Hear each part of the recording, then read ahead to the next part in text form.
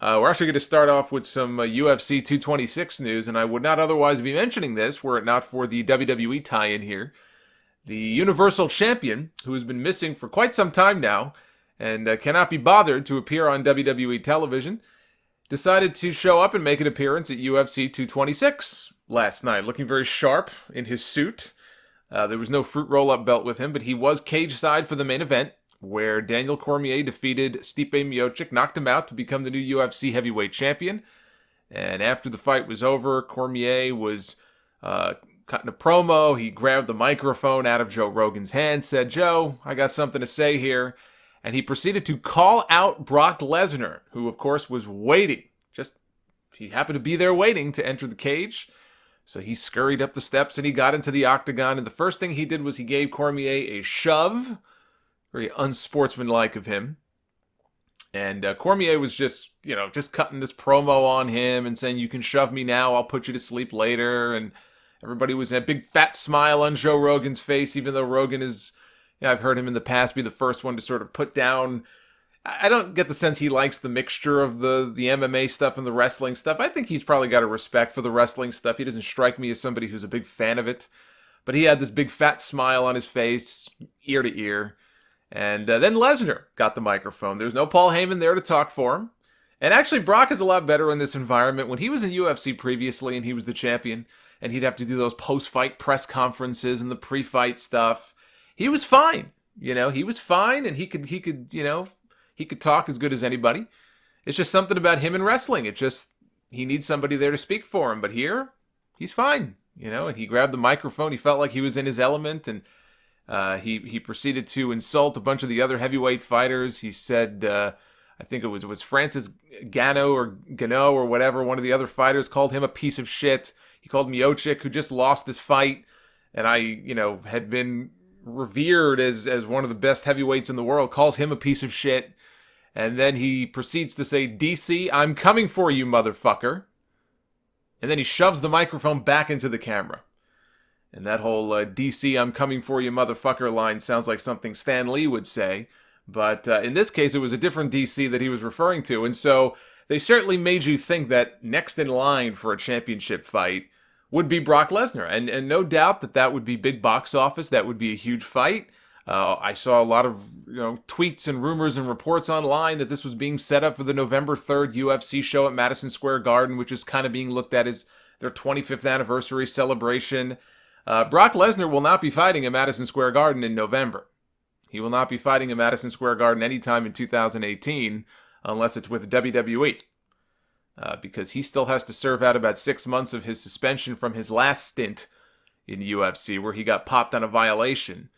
And so I don't know if he's entered the drug testing pool yet or he's about to. Obviously, if he hasn't, he's going to.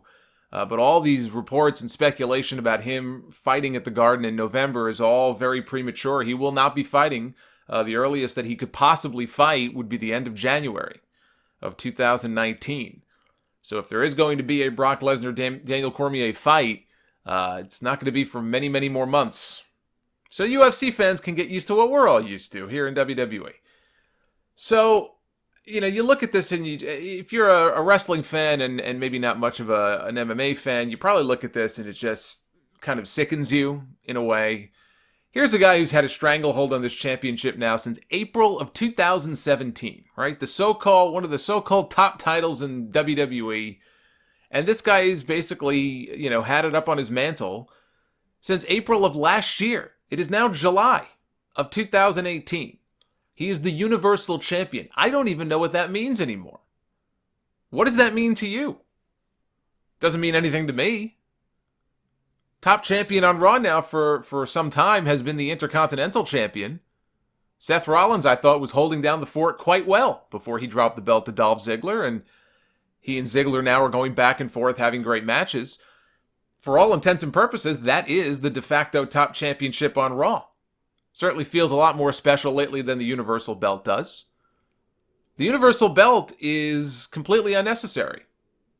For everybody who's saying he needs to just drop it already, just let him lose it at SummerSlam to whoever, Roman Reigns or Seth Rollins, whoever. Just get the belt off Brock, and I'm with you. Brock Lesnar does not need to be Universal Champion anymore. He hasn't really needed to be Universal Champion at all. But I don't even know that, at this point, honestly, I would just as soon, if he's going to play games, this talk about strip him of it, just retire the belt. The belt was a piece of garbage from the beginning. There's no need for it. And this is exactly what I talked about when this whole brand split was announced in the first place as coming back. Because I was not a fan of the brand split the first time.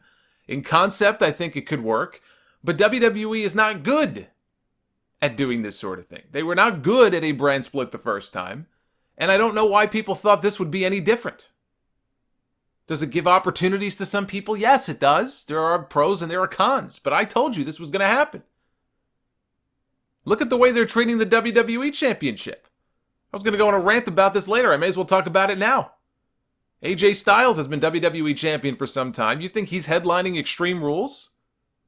I would be stunned if AJ's match headlined Extreme Rules. Of course it'll be Roman Reigns and Bobby Lashley. Because the WWE title is way down in the pecking order, even without Brock around. I don't know that I can honestly sit here and say the top champion in the company right now is AJ Styles. Is he? Is it AJ? Is it Dolph? I don't know. You could certainly make an argument. It's not really all that obvious.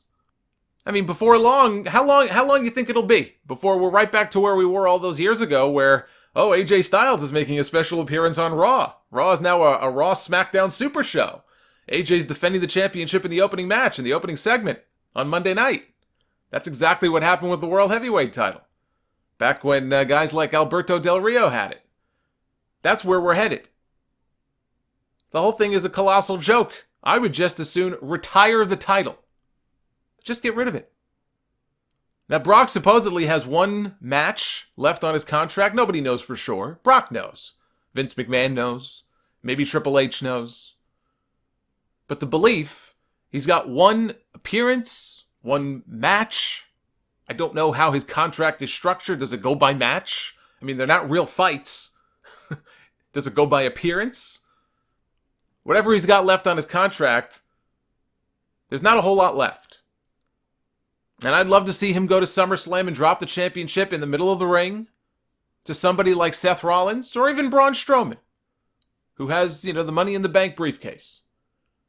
I would prefer one of them over Roman Reigns or Bobby Lashley or anybody else who may be in contention for this title.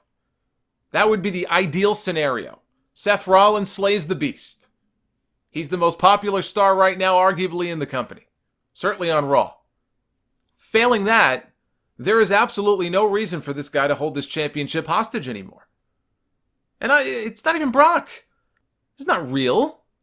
It's Vince McMahon. In his mind, Brock Lesnar has to be the Universal Champion. He's holding his own championship hostage. I mean, it's a prop, but props are used, to prop up certain things. It's in the name. What is this prop being used for right now? It's not being used for anything. It's a paperweight.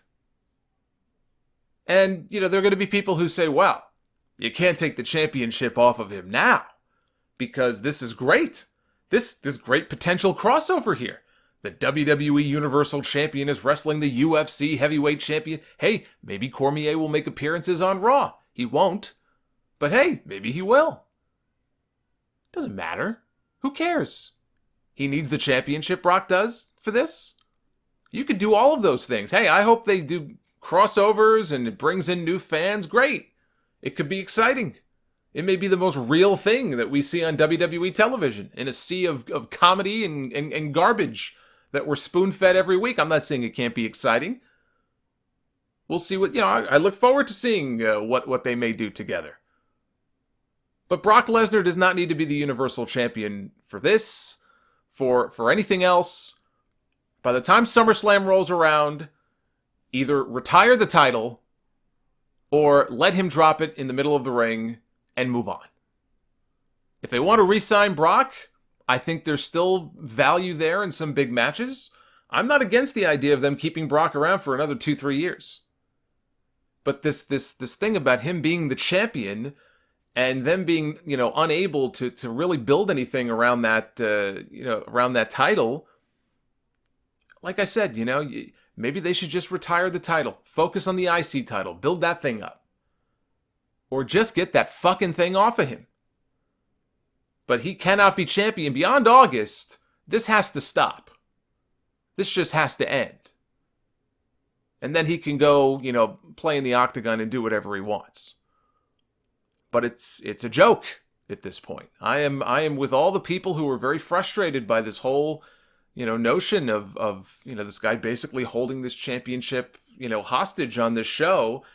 And we're supposed to look at it like it's some kind of great prize, But Roman Reigns and Bobby Lashley are going to have a match on pay-per-view next weekend. Now, we don't know if that's a number one contenders match yet. It may not be. It hasn't been announced as one yet. I assume it will be. What's the point? What is the point of having a number one contender? What are these guys fighting for? What are they fighting for? Shouldn't they be fighting for something? What are they fighting for? If there's no championship for them to fight for, then what is there? What is the point of all this? Is there purse money? Is there a big fat check that they're fighting for? Do they not pay these guys enough as it is? There has to be something worth fighting for. And I think that is really the problem with this whole situation, with Brock holding this thing hostage as long as he has. So for storyline's sake, within the next, where are we now? What is it, July 8th? When is SummerSlam? August 19th, I think? 6 weeks. They got 6 weeks to do something about this.